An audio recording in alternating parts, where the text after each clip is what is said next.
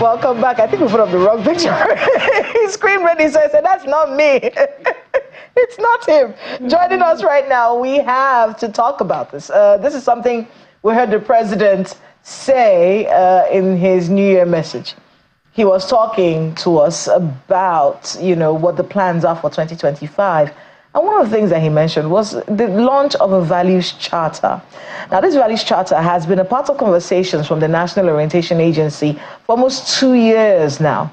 Some kind of charter that defines who we are as a people, what we stand for, what we don't do, what we do, who we associate with, what our plans and goals are as a people. Just an attempt at creating a nation, because many people believe that we are a geographical construct, we're a country, but as a nation, do we have an identity? This values charter, at least I've heard them talk about it for quite a while, but to expand on this values charter, we have with us the Director of Special Duties and State Operations of the National Orientation Agency, Mr. David Akoji. Thank you so much for being with us on the program. Thank you so much, Kayla. Nice to be here. Nice to meet you as well. So let's talk about it. It's been spearheaded, the National Values Charter, spearheaded by the National Orientation Agency. What is it? Is it a document? Is it a recording? What is it? Actually, what the president spoke about under the section of his New Year's speech that spoke to citizenship was that he would be unveiling the National Identity Project. The National Values Charter is the overarching element among several other elements of the National Identity Project. The National Values Charter is a framework on reorientation, for national reorientation. It's different from some of the things we have done in the past. I'm sure, Kayla, you've heard about Do the Right Thing, Transform Nigeria. Yes. You've heard about Change Begins with Me. You heard about Nigeria, Great People, Great Nation, nation and all of that. In the context of the new leadership at the National Orientation Agency, we realized that a lot of these previous campaigns did not quite catch on and were not sustained beyond the lifespan of the governments that promoted them. And so we investigated why. And we found out that there are like 3 reasons why this happened. One of those reasons is the fact that all of these reorientation propositions put the burden on the citizens. And so citizens begins with me. Yes. So citizens, great people, great nation. Yes. It's us. I'm telling you. So people kept asking us, what about the leaders? Why are they not coming to this table to also make declaration and commitments? So that's what gave birth to the reciprocal 747 National Values Charter. So in the present context, we're saying that patriotism, and I did hear it spoken about with your earlier guests, cannot be enforced. You cannot legislate patriotism. Patriotism is emotional. It's like love. Love for country. And you cannot force people to love you. You must make yourself lovable. You must bring something to the table that is attractive, So in this context, presently, we're saying that Nigeria, not the government, Nigeria, our country. And it's important to make that distinction because we find that a lot of people tend to confuse the country with the government. Governments are transient, and they hold forth on behalf of citizens over a given and determinable period of time. But our country since 1960, when we gained independence, has been here with us and is going to continue being our country by the grace of God. So we want to make this distinction. And part of the reason why we're making it is when people get very angry with a government part-time, they take it out on the country. They begin to disparage the country. They begin to say very terrible things about their country. It's okay to criticize government, but we cannot be criticizing our country. I mean, this dynamic that you just mentioned right now is actually a subject of conversation right now on social media. Okay. And it's because there was an article written by a particular writer, and it was posted by Mr. Bayo Nanuga, that's the spokesperson of the president. And that distinction came up in that write-up. But I said, look, we have to be able to, as a people, understand the difference between government and country. Yes. So when you're upset with government, focus your laser. Focus it on government. You may be upset with government officials. You may be upset with the president. You may be upset with people who are running one agency or one ministry or the other. But how to direct your argument where it doesn't move from criticizing this person who's doing wrong to your country to actually now bringing down your country. But that only happens, and this was my thinking when I saw that article, that only happens when we understand who we are as a country. Absolutely. What does our country stand for? Who are we? So that's why you see that the president is passionate about national identity, to the point that he mentioned it in the New Year speech. A National Orientation Agency is leading this effort. We think that majority of us look at ourselves from the prisms of religion, of region, of tribe, you know, and such other identities.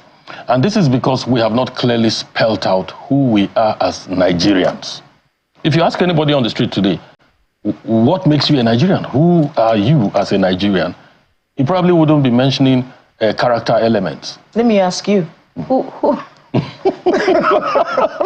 So this is the point. Who are we? Good, Kayla. What are we? So this is who the point. Who are we as Nigerians? Absolutely, it's extremely important to hold that conversation. And that is what we are doing with the National Values Charter. What does the Values Charter say we are? What the Values Charter... Who does the Values Charter say we are? Who are we? So the Values Charter defines 7 reciprocal commitments from government and from citizens.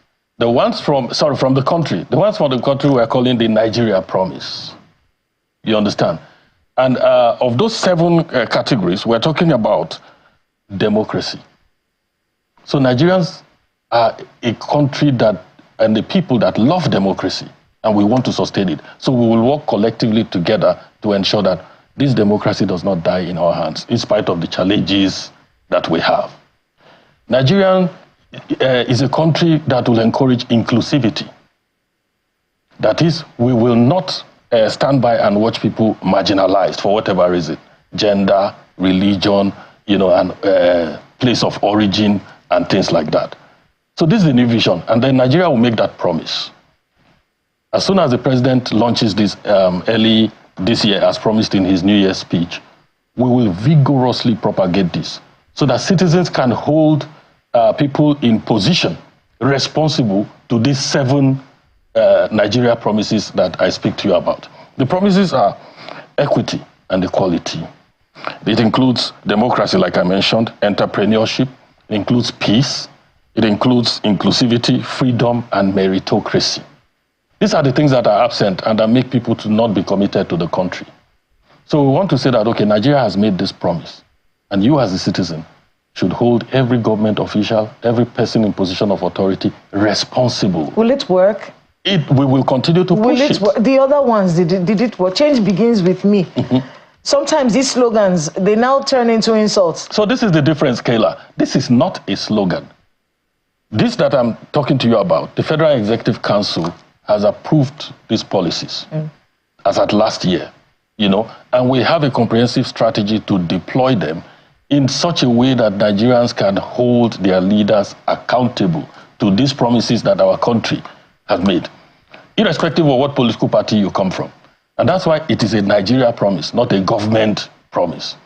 If it's a government promise, then perhaps some state government that is run by Labour Party or PDP can say, no, we're not the ones that made that promise, it's APC.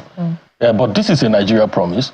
And as governments transit, you know, one comes and the other goes, these promises will remain the Nigeria promise. And we'll continue to hold our leaders responsible. I want to bring in Ayo here. Yeah. Ayo. Kayla, you know, I'm looking at the national pledge, and I'm wondering whether it is, whether it's anything significant or not.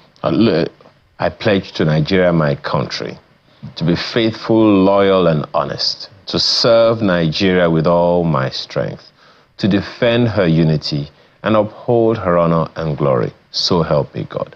That was the only value I knew growing up. And you don't escape it in school, and you can't escape it when you tune on your television at 4 p.m. Monday to Friday. Those are the things that some of us grew up knowing. But today, these things they're not in our faces anymore. Even the national anthem, you had to listen to it before you watched TV. First of all, those color bars, I'm sure you will remember those color bars, and then you listen to the national anthem, you listen to the pledge before the station identification, came on. Now we have 24-hour TV, and it would seem like those elements are gone, and consequently, I don't know how many people remember them, to the point that even some, at the point of, swearing in, getting ministers, screening ministers, some of them don't even know some of these things. So how significantly do you think the loss of that culture or the tapering down of that culture has affected our patriotism? It has to a great extent, because the words of the national pledge alongside the national anthem hold significant value for emotional attachment of a citizen to his country. And you see this playing out in other countries of the world, Ayo. So what we're doing in the present time is, inside of this Federal Executive Council approval that the National Orientation Agency and its parent ministry, the Ministry of Information and National Orientation, have obtained, is there's going to be compulsory orientation for leaders who are elected and those who are appointed.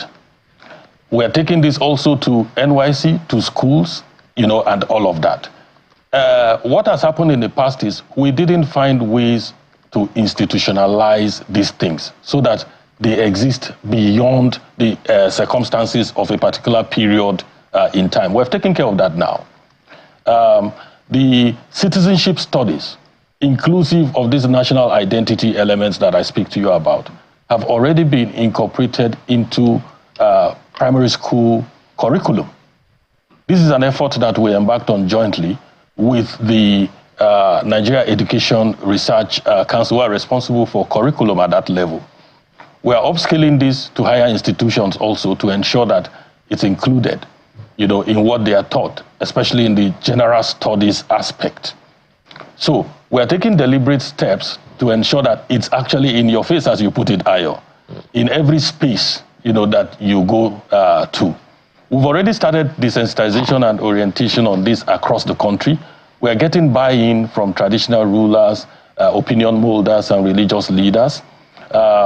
Shortly before December and inside of all of December, we're all over this country, in every local government, every state, boots on the ground, and then going to marketplaces and motor parks and engaging with citizens, and then upscaling awareness concerning all of this. Okay. The pledge that you speak about and the national anthem are critical elements of the national identity project. Okay. Well, you said something earlier about the previous efforts laying the responsibility on the citizens. And you also said something very important. You can't legislate patriotism. But then let's look at what the president said in his Independence Day, in a New Year message recently. He said, and I quote, "Citizens' moral rectitude and faith in our country are fundamental to the success he said.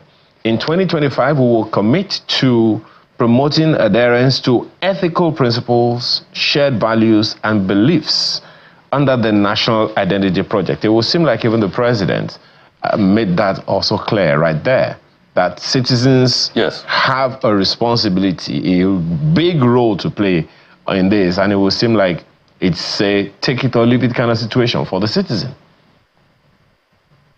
Well, it's not necessarily take it or leave it. We will do our part to ensure that citizens are aware of the Nigeria promise. And there are 7 of them, like I just read out, so that if you walk into an office, for instance, a government office, and you find that that environment is not exhibiting 1 or 2 or 3 of those Nigeria promises, you can actually take it up, with them right there and say, Nigeria has promised me, for instance, inclusivity. And now I see you trying to exclude me from what is going on because I am of X religion or X culture or X political belief or what of that. And then you take it up. And you can actually call these people out and then speak. We didn't have this before. In this country, we have never had an opportunity when Nigeria as a country made a promise to its citizens. But this is happening in other countries. It's akin to the American dream. You know, a child in school, born and going to school, is taught these things. And is aware of what commitments the United States of America owes to him. And he lays claim to that. Just one moment. When you say that, you know, Nigeria has never made a promise to its citizens, I'm a bit lost. Because, first of all, I think it's in the one of the national anthems says, even all of our national anthems make promises, right? And, and every presidential candidate that came on made promises. So, who is Nigeria? So this is the point I'm making, Ayo. Nigeria is our country. You and I are Nigeria. Those who are in office today may not be there tomorrow. It might be you, Ayo, or it might be myself sitting here.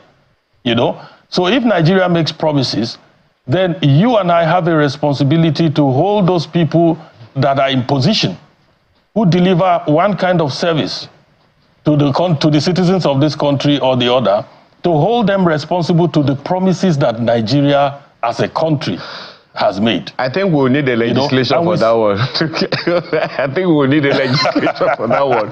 But, you know, here is the question that I'm asking. Because yes. Now, you know, over the years, and this is why you have quite a lot of work to do. Because on the one hand, people have no trust. In fact, our trust bank account is zero.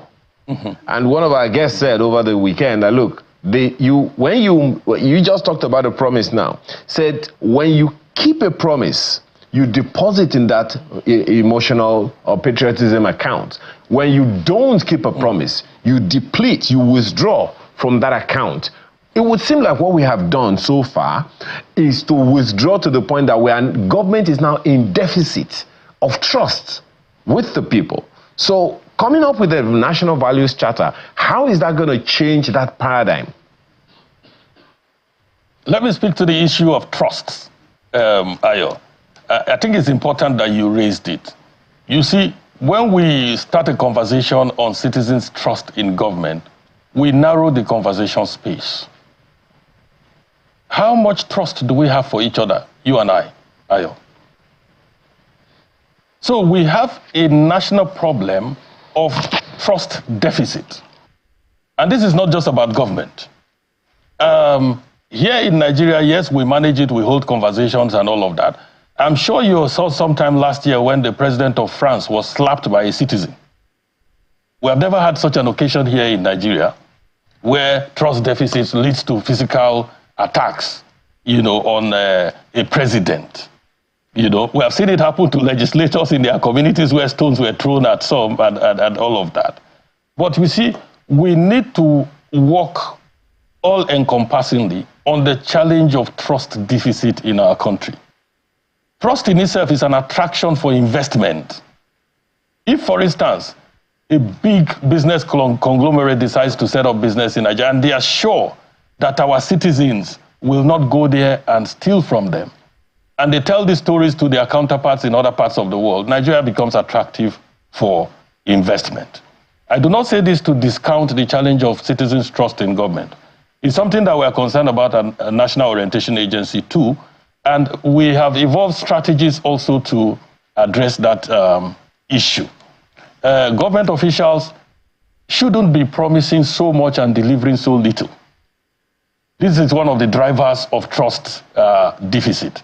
We see the kind of promises that politicians make during campaigns. And then they come up to deny when they win elections and they come into office. Pretend they didn't pretend that they didn't say those things. You know, that's one of the drivers of trust deficit. So government officials should promise what they are sure that they can deliver on, even when it doesn't seem so palatable.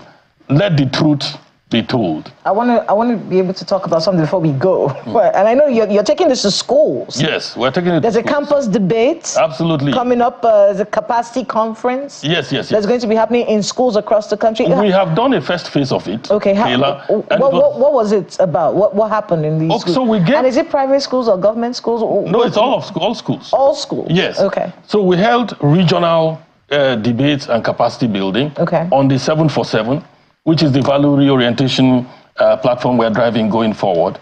And we had the finals in Lagos, and it was grand.